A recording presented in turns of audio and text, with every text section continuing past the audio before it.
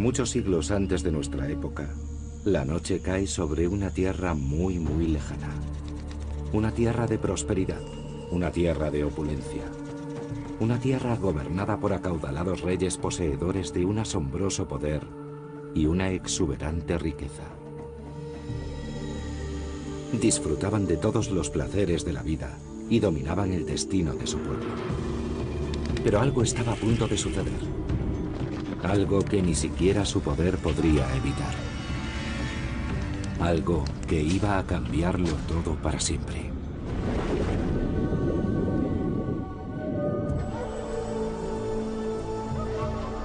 Cancuén, Guatemala.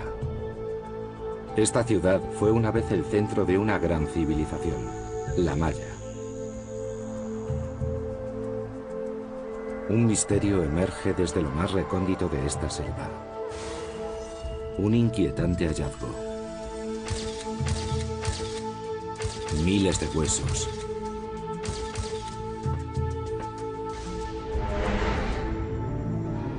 Huesos que pertenecieron a personas. Sus descubridores no dan crédito a lo que han encontrado. En esta selva, el calor, la humedad, los insectos y el suelo ácido deberían haber convertido en polvo estos huesos, que sin embargo presentan un estado de conservación casi perfecto. Para el arqueólogo Arthur Temarest, se trata de un excepcional y emocionante descubrimiento. Un hallazgo realmente perturbador. Te sientes como un detective adentrándose en el escenario del crimen. Es un escenario en el que todo parece muy extraño y rodeado de circunstancias muy raras. Extrañas e inquietantes. Hay muchos huesos. Demasiadas muertes. Quizá decenas de cuerpos humanos que fueron arrojados al agua, todos a la vez.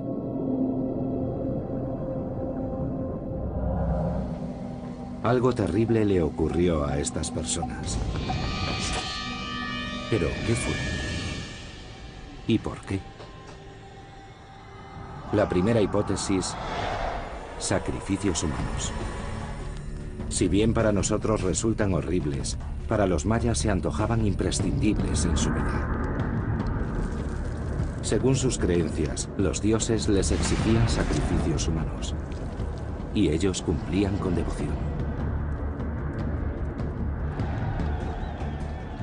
A cambio, sus dioses les proporcionaban cosechas abundantes y reconocían a sus reyes como seres sagrados.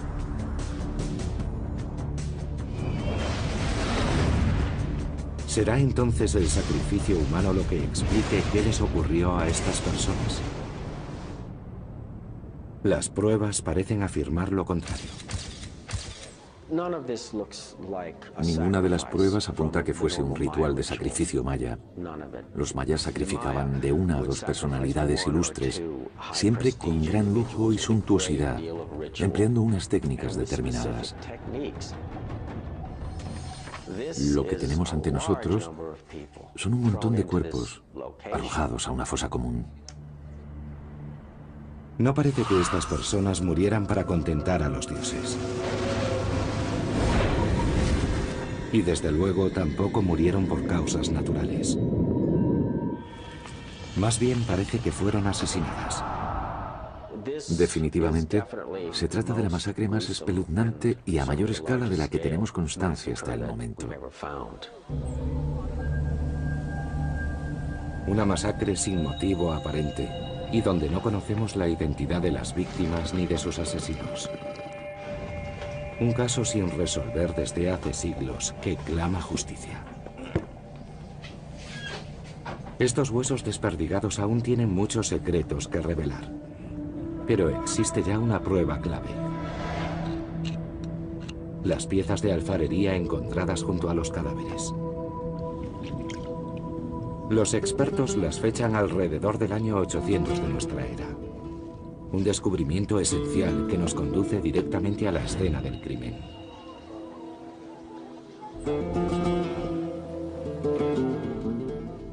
Cancún fue en su momento una próspera ciudad-estado, una de las muchas que existían en esa época y cuya área de influencia era del tamaño de Nuevo México o Italia.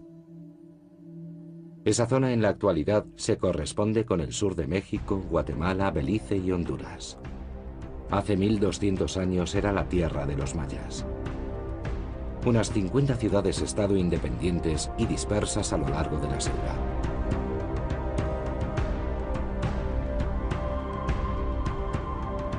La más grande de esas ciudades presumía de sus 10.000 estructuras y contaba con unos 100.000 habitantes. Los mayas erigían magníficos edificios y creaban bellísimas representaciones artísticas.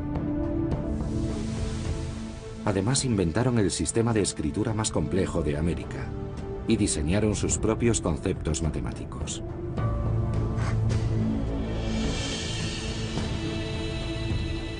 Los astrónomos mayas tenían perfecto conocimiento de cada punto del firmamento. Eran comerciantes, guerreros y magos. Fuesen quienes fuesen las víctimas de la masacre, vivían en un mundo de riqueza y esplendor.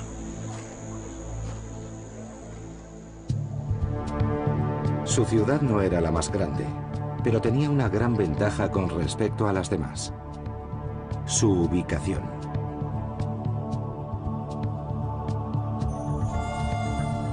Cancún se situaba justo en la intersección de dos de las principales rutas comerciales de los mayas.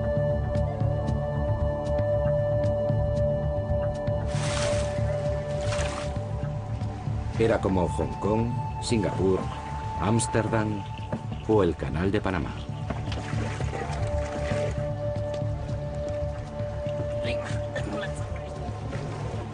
En esta parte del mundo, si alguien quería vender o comprar algo, tenía que acudir a Cancún.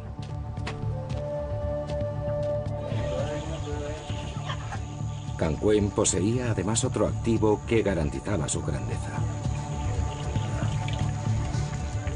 Su nombre, Tash Chanak.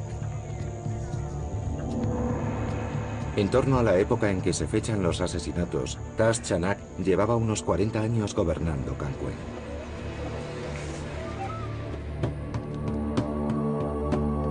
Cada ciudad maya tenía su propio rey, pero Tash Chanak era una superestrella.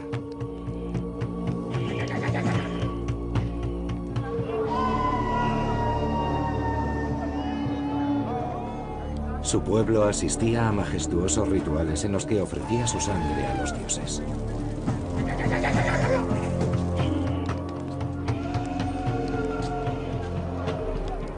Tash Chanak escarificaba su cuerpo. Se hacía cortes en la lengua. E incluso se agujereaba el pene. Todo ello para conseguir paz, prosperidad y lluvia dadora de toda vida. Autolesionándose en nombre de su pueblo, inspiraba en sus súbditos una leal devoción.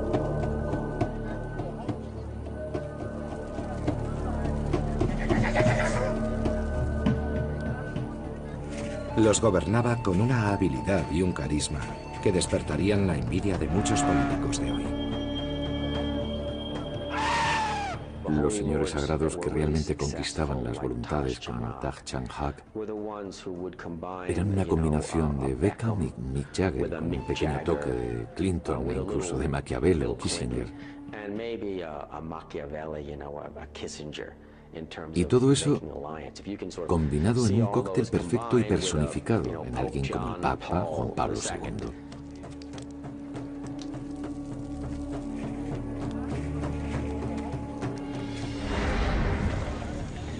La magnífica capacidad de liderazgo de Tash Chanak y la posición estratégica de Cancún en la intersección de dos rutas comerciales lo habrían ayudado a llevar a su ciudad hasta la cima de su poder e influencia.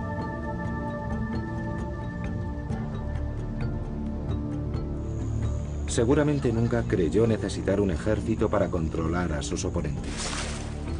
Si alguien se extralimitaba, bastaba con prohibirle el acceso a los objetos sagrados que proliferaban en la ciudad.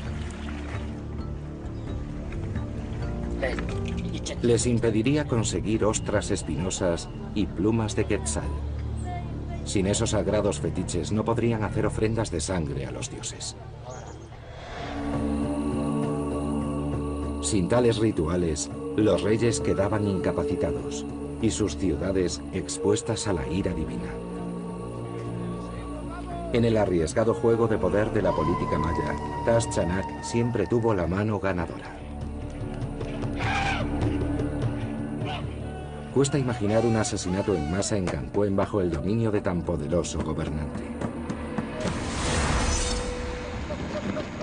Pero alrededor del año 800 de nuestra era, la muerte acababa con los 40 años de reinado de Tas. Y todo cambió. Nuestras víctimas hubieron de afrontar su abominable destino. Y eso sucedió casi al mismo tiempo en el que la floreciente ciudad de Cancún dejó de existir.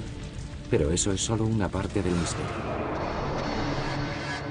En solo 100 años, todas las ciudades mayas acabaron convertidas en ciudades fantasma.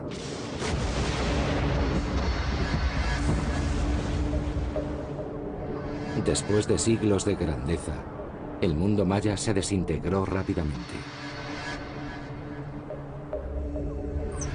Y nadie sabe por qué. Olvidémonos del arte, de las tumbas, de los jeroglíficos o de la ciencia. La pregunta es ¿por qué el fracaso fue tan estrepitoso? Arthur Demarest espera que la montaña de huesos de Cancún arroje luz sobre esta duda. Porque antes de morir, nuestras víctimas quizá fueran testigos del final de su propio mundo. La extraña naturaleza de sus muertes los convirtió en los cadáveres mayas mejor conservados hasta la fecha. Sus asesinos los arrojaron a lo que hoy es un estanque de barro en una olvidada selva. Pero hace 1200 años, este era un lago sagrado revestido de estuco, cerca del Palacio Real de Cancún.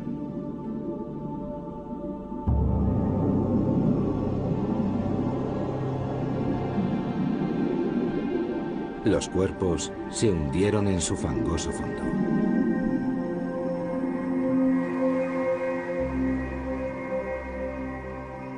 El cieno y el agua cubrieron y conservaron los huesos durante más de 1000 años.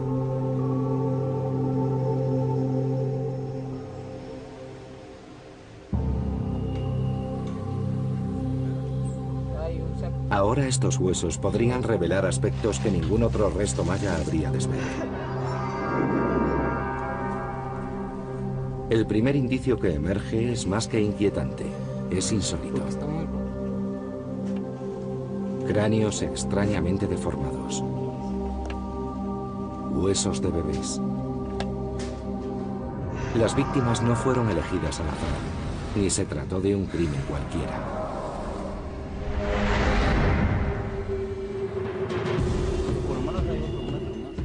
En Guatemala, un singular descubrimiento desvela un crimen.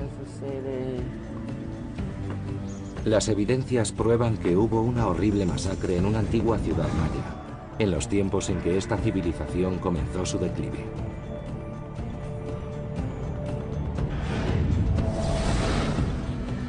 Muy pronto los fragmentos de los huesos encontrados revelan algo extraño. Son los cráneos. No son normales. Si comparamos la frente de este cráneo con la de este, vemos que está forzado hacia atrás y que eso ha producido el ensanchamiento de la cabeza por ambas partes. Comparándolo con un cráneo normal, este parece tener una frente más plana y alargada. Podría ser un extraño defecto genético, pero no es así. Tal vez podría tratarse de un acto deliberado de devoción. Algunos expertos piensan que es algún tipo de ritual maya relacionado con el maíz. Los mayas vivían y morían por su cosecha de maíz.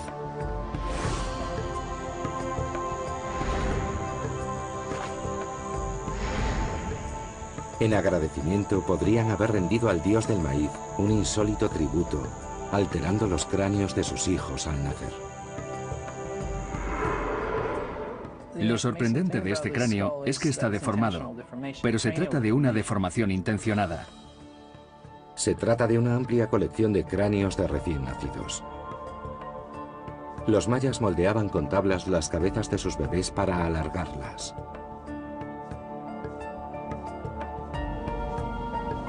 Encontrar estos cráneos así plantea nuevas posibilidades. Estamos hablando de personas bastante adineradas en su tiempo, y los únicos que podían amasar riquezas por aquel entonces eran los gobernantes y sus familias. No todo el mundo coincide en que los cráneos con forma de granos de maíz es un signo de realeza. Sin embargo, otro de los elementos hallado en la fosa ofrece una prueba más contundente de que nuestras víctimas pertenecían a la clase más alta de la sociedad, el jade. El jade era más valioso para los mayas que el oro. Nuestras víctimas debían lucir muchos adornos de jade. Incluso una de ellas llevaba algo más valioso que el propio jade: un collar de dientes de jaguar.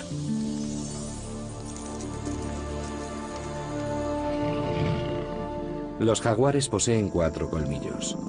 Uno de los collares encontrados en Cancuén tenía 36, con lo cual tuvieron que cazar a 9 jaguares. Y este animal es uno de los felinos más grandes de América. Su adquisición debió de costar una fortuna. Quienquiera que fuese el propietario tenía que ser muy rico. Por lo que parece, nuestras víctimas podían permitirse lo que quisieran.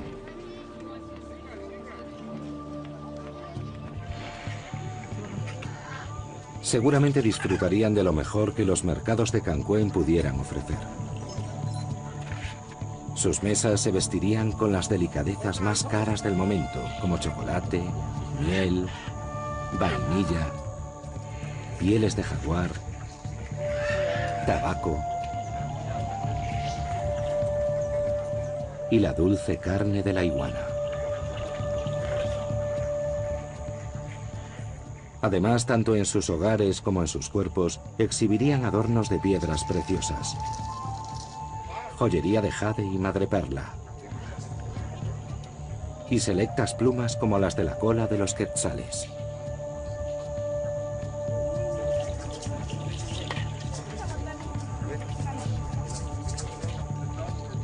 Solo los nobles podían poseer plumas de quetzal. Si un plebeyo mataba a un quetzal, la pena era la muerte. Las riquezas que se han hallado, jade, plumas de quetzal y todos los demás objetos personales, solo podían ser propiedad de nobles y reyes. No estaban a la venta para nadie más, y había que pertenecer a esta clase social para poseer estos objetos en cantidad.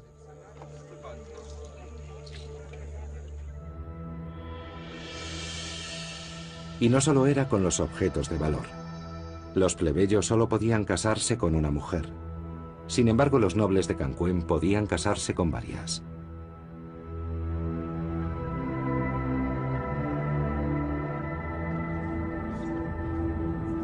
Vivían con ellas, rodeados de lujo, en un gigantesco palacio de 200 habitaciones, más grande que 5 campos de fútbol. Uno de los edificios de mayor tamaño del mundo maya.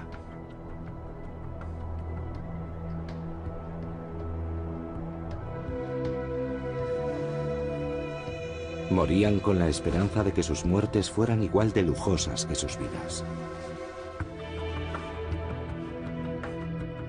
Creían que pasarían a la eternidad asiendo fuertemente lujosos ornamentos de jade, ungidos en cinabrio, el preciado símbolo de la vida eterna. Inmutables para siempre en su majestuosidad, escondiendo su mortal decadencia tras una espléndida máscara funeraria.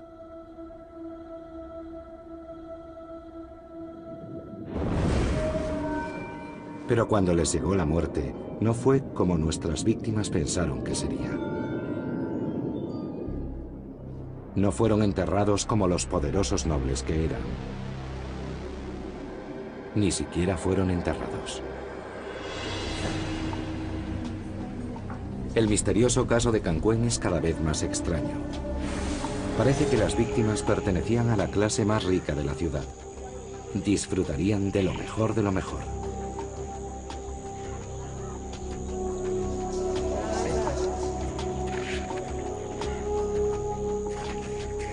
Seguro que muchos codiciaban lo que ellos tenían. Pero las pruebas descartan el robo. Sus asesinos los arrojaron a una fosa con todos sus ornamentos y joyas puestos. El motivo de esta masacre no fue el dinero. Entonces, ¿qué fue? Los huesos revelan otro hecho sorprendente. Las víctimas no eran solo hombres. Fueron asesinadas unas 31 personas, entre hombres, mujeres y niños.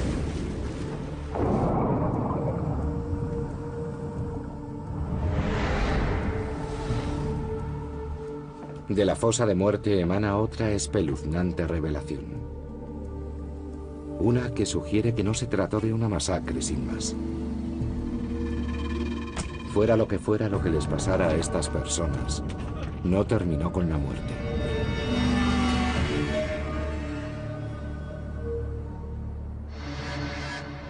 En Guatemala, un caso abierto hace 1200 años empieza a desvelarnos sus secretos. Los asesinos y sus motivaciones deben ser todavía esclarecidos.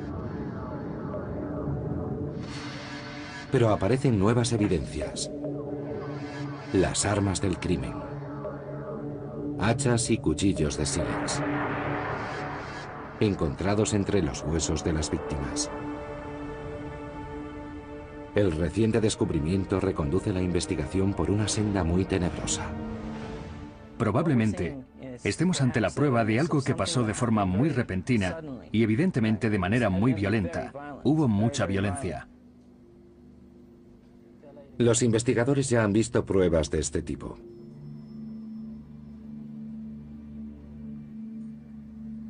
Pero no se remontan a tiempos tan antiguos. Las han visto durante la sangrienta Guerra Civil de Guatemala. En Bosnia. En los campos de muerte de Ruanda. Estos son los peores asesinatos en masa y genocidios de los últimos tiempos. Huesos de personas reducidos a fragmentos, retorcidos, miembro a miembro. Hombres, mujeres y niños. Y ahora en la remota Cancuén, las pruebas apuntan a algo similar. Prácticamente todos los huesos que hemos estudiado presentan algún tipo de trauma. No está claro si las víctimas recibieron los golpes antes o después de morir, ni por qué fueron golpeadas. Hay indicios de un instrumento muy pesado y afilado, quizá un hacha o algo similar, que golpeó la cabeza del fémur y lo separó del resto del hueso. El fémur es el hueso del muslo y es uno de los más duros del cuerpo humano. Quien quiera que matara a estas personas también las descuartizó. Y seguramente persiguió a algunas de ellas hasta darles caza cuando intentaron escapar.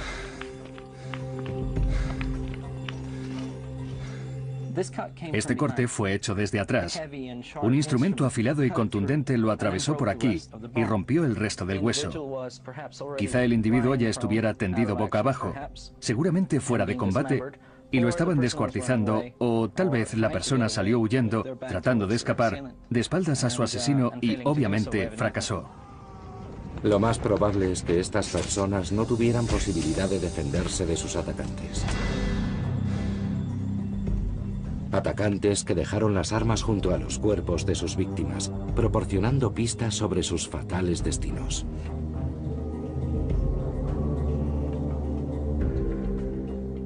Esto encaja perfectamente con la herida. Esta pequeña herida pudo haberse infligido aquí, en la parte de atrás de la cabeza del niño. Miren el daño provocado en el interior. Analicemos el caso de una de las víctimas, un niño. Ese hueso pertenece al cuello de un niño muy pequeño de menos de 12 años. Los atacantes lo sorprenderían y él trató de escapar. Sin embargo, eran muy veloces y el niño no tuvo dónde esconderse. Esta es la prueba de una puñalada en el cuello. La única manera en que pudo producirse esta incisión es con la cabeza echada hacia atrás. La puñalada la darían justo debajo de la mandíbula. Tuvo que ser un terrible final para un niño tan pequeño. Pero hubo víctimas más jóvenes aún.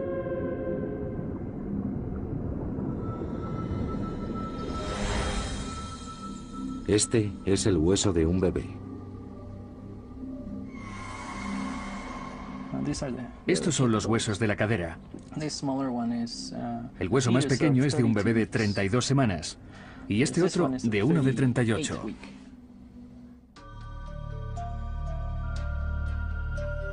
Las pruebas de los huesos plantean una espeluznante posibilidad.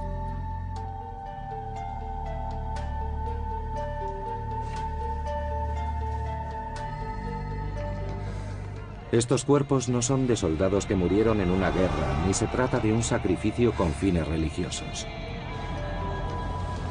¿Podrían ser entonces la prueba del exterminio de una familia?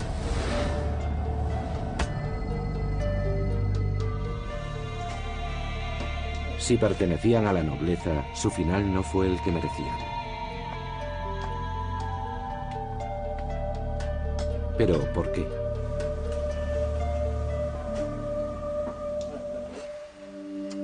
Un reciente hallazgo en el mismo yacimiento intensifica el misterio. A unos 70 metros de la fosa de los huesos hay una tumba muy poco profunda. En su interior, el cadáver absolutamente descompuesto de un hombre. Quien quiera que enterrara a esta persona, se tomó la molestia de ponerle alrededor una hilera de conchas bellamente talladas. En el mundo maya eso era un acto de reverencia para honrar a los difuntos más ilustres. Pero la nobleza maya descansaba en magníficas tumbas. Y el cuerpo de este hombre apenas fue enterrado.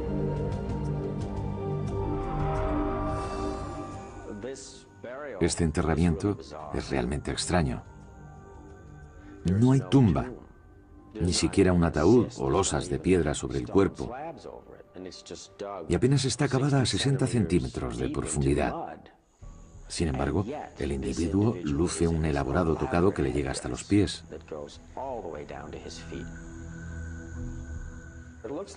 Es como si lo hubieran enterrado a toda prisa, pero guardando ciertas normas de decoro.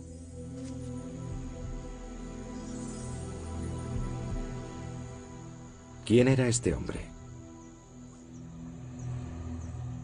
El secreto está en las conchas.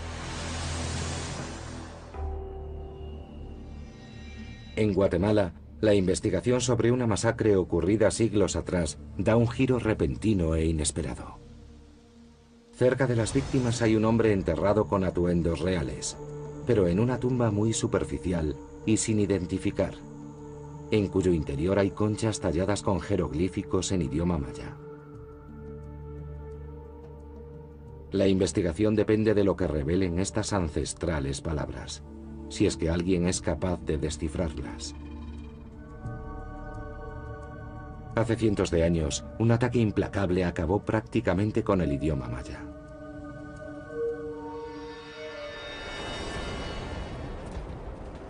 En 1519, los primeros europeos pisan la tierra de los mayas. Se trata de conquistadores españoles en busca de oro.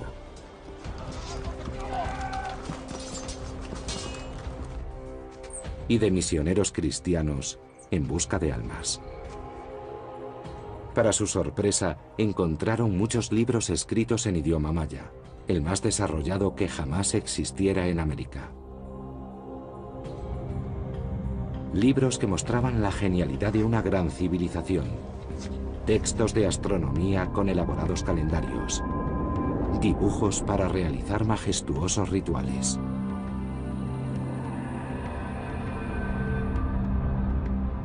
Sin embargo, los españoles pensaron que eran obras satánicas. Incapaces de leerlos y desconcertados por sus extrañas imágenes, decidieron quemarlos. Solo sobrevivieron 4 libros a la implacable destrucción de los españoles. El idioma más sofisticado y desarrollado de América había desaparecido. Hubo que esperar hasta 1960 para que los expertos pudieran empezar a desvelar sus secretos.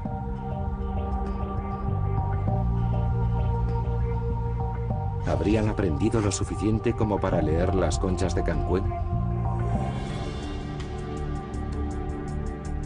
El experto en jeroglíficos Federico Fassen analiza las conchas en busca de un nombre. Reconoce el símbolo de la cabeza de un mono, la palabra Mash y otro carácter maya, Can. ¿Quién era entonces? Fassen sabe la respuesta. Las tallas en las piedras de Cancuén tienen los mismos símbolos. Y un jeroglífico para la monarquía. El hombre enterrado era Can Mash, y no hay duda de quién era.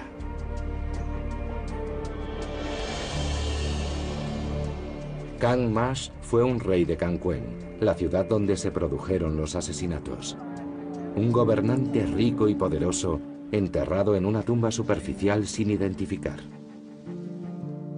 ¿Por qué un rey sería ultrajado de tal modo?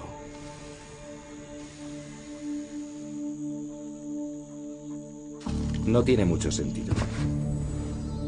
Pero los jeroglíficos revelan algo más. El rey Can Mash murió alrededor del año 800 después de Cristo.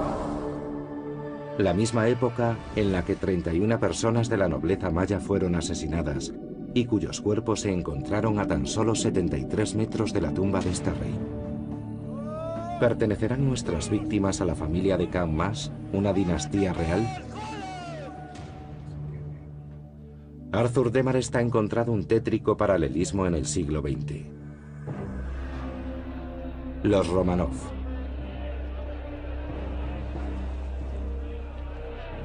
En 1918, los revolucionarios capturaron al zar ruso Nicolás II, a su mujer Alejandra y a sus 5 hijos, y los asesinaron a todos, incluso al más pequeño.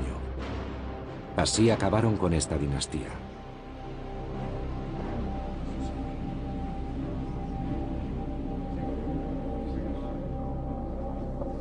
¿Serían las víctimas de Cancuén exterminadas deliberadamente?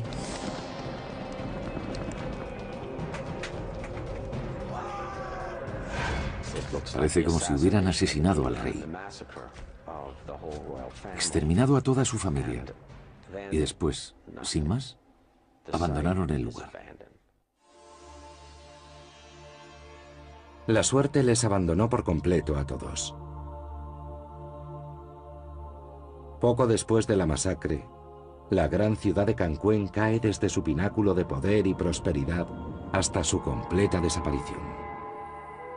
Según se acumulan las pruebas, una cosa está clara. El caso de la masacre de Cancuén no es un simple caso de asesinato.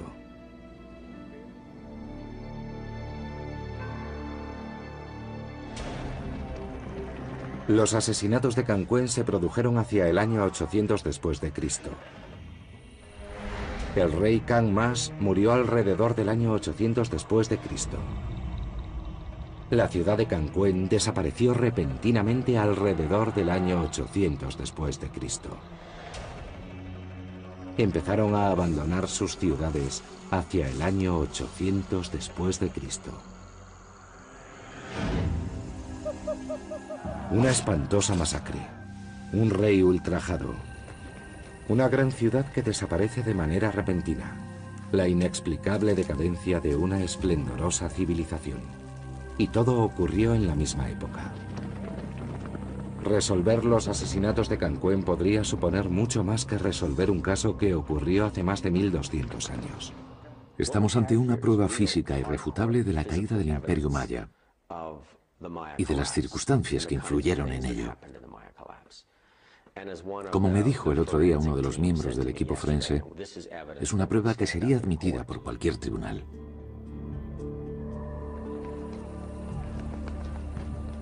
Nadie sabe con seguridad qué desencadenó la caída del Imperio Maya. Quizá fue una catástrofe natural. Durante siglos, los mayas talaron árboles para tener leña y plantar sus cosechas. Pero al talar los bosques, dejaron expuesta su tierra al poder destructivo del viento y el agua.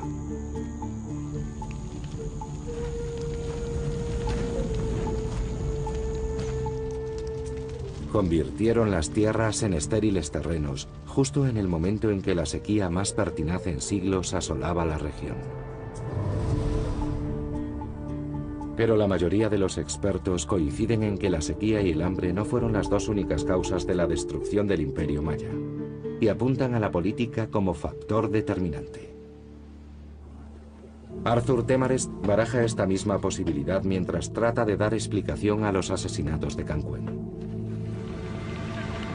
Los cuchillos y las hachas hallados junto a los cuerpos revelan las armas del crimen, pero el motivo puede que se remonte a decenas de años antes de la masacre. En su complejo mundo se mezclaban sexo, política y poder.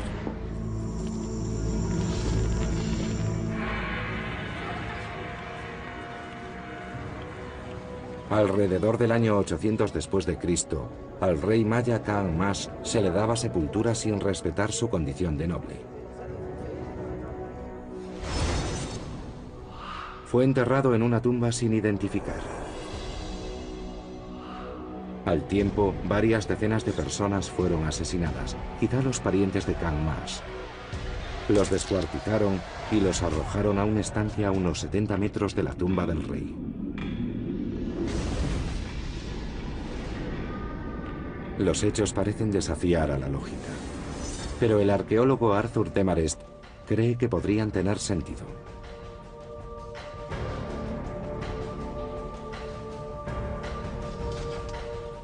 Quizá eso ayude a explicar una de las catástrofes más incomprensibles de la historia: la repentina y total desaparición del Imperio Maya.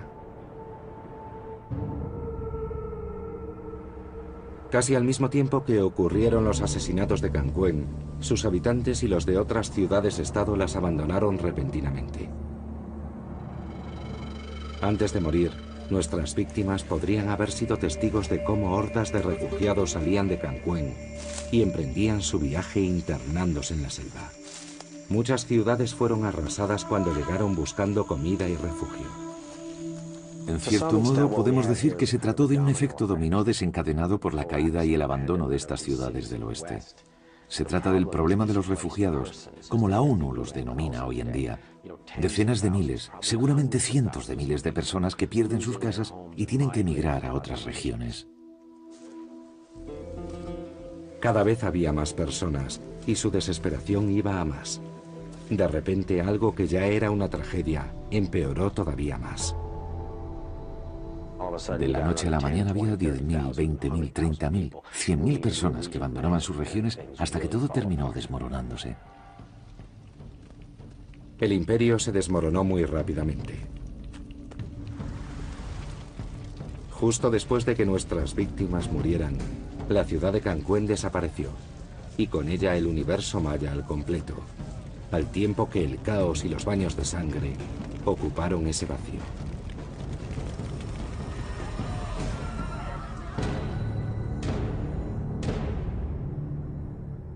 Fue algo repentino, ocurrió en apenas 50 años y fue muy violento. ¿Qué fue lo que ocurrió? ¿De qué fueron testigos nuestras víctimas en los últimos días de sus vidas?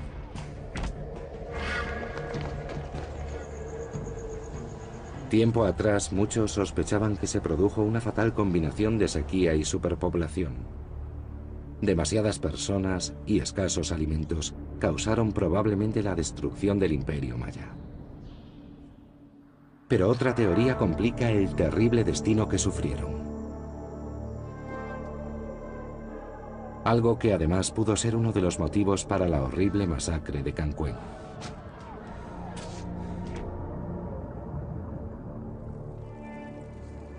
El rastro de los asesinatos nos conduce hasta un responsable completamente inesperado. El padre de Kang Mash, el rey Tash Chanak.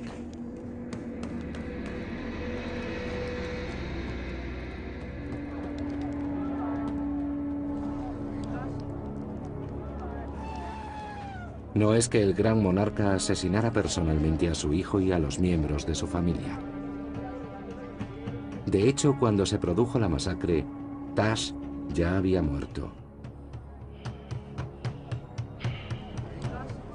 Pero el ilustre gobernante maya Tash Chanak podría haber sembrado la semilla de la discordia que desembocó en la matanza. Y la principal causa no tuvo que ver con la violencia, sino con el sexo, y con el derecho de los reyes mayas a tener cuantas mujeres desearan. Y no lo hicieron solo por placer. Como otros gobernantes mayas, Tash habría forjado alianzas casándose con las hijas de otros reyes. Cuantas más alianzas, mejor. Podría llamarse poligamia estratégica.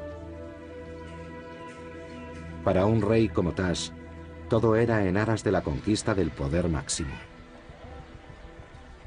Sin embargo, para sus descendientes pudo significar el desastre. Porque si bien estos matrimonios reales sellaban alianzas sólidas y duraderas, también generaban un problema a largo plazo: la descendencia real.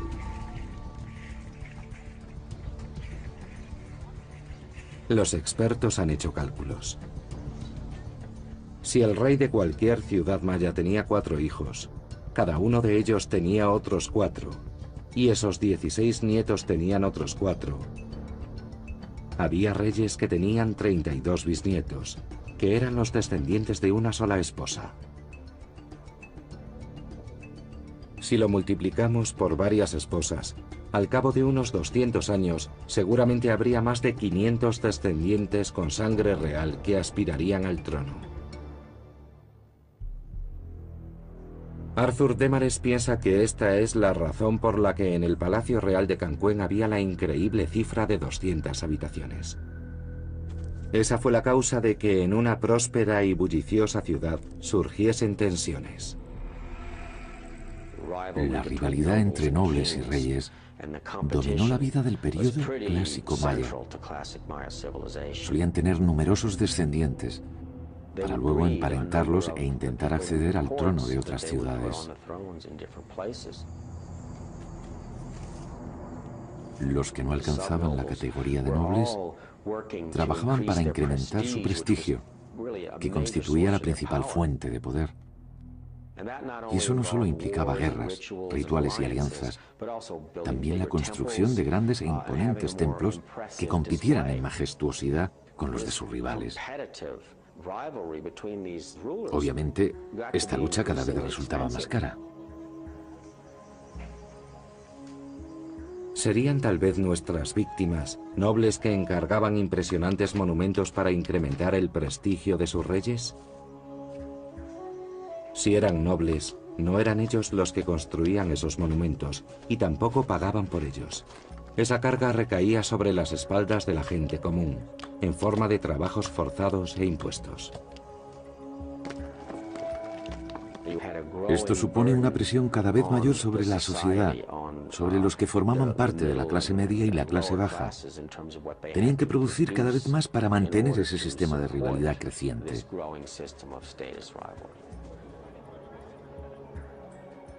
Visto desde su prisma, el mundo de lujo y riqueza de nuestras víctimas se antoja radicalmente distinto.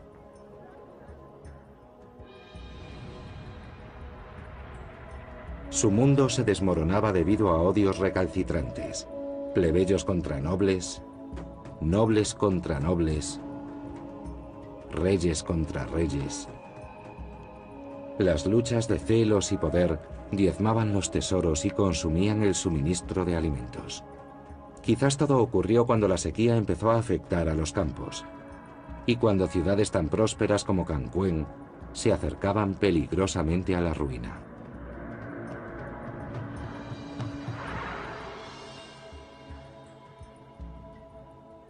De repente, el injurioso entierro de Kang Mas no parece tan desconcertante. Y la masacre de una familia entera no resulta tan extraña.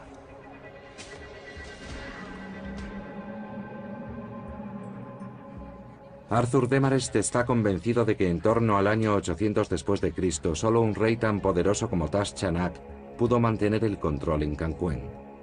Después de él, nadie más pudo. Es normal que todo se desmoronase.